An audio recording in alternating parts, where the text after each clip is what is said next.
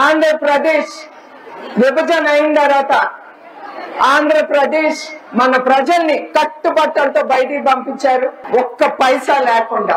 అప్పుడు చంద్రబాబు నాయుడు గారు రాత్రి పగలు ఏనాడు నేను చూడలేదు ఆ కష్టం చేసింది, మీకోసం కష్టపడ్డారు. భారతదేశం నంబర్ 1 గా నుంచునేటట్టు చేశారు.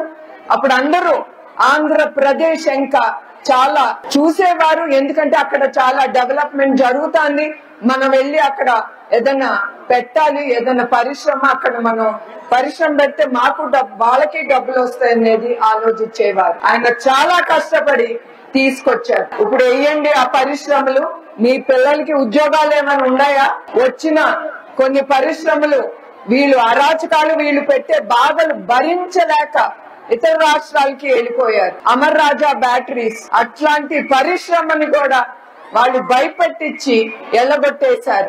ఇప్పుడు ఏమైందండి, అది పక్క రాష్ట్రాలకి వెళ్ళి అక్కడ నిరుద్యోగులకి ఉద్యోగం కల్పిస్తున్నారు.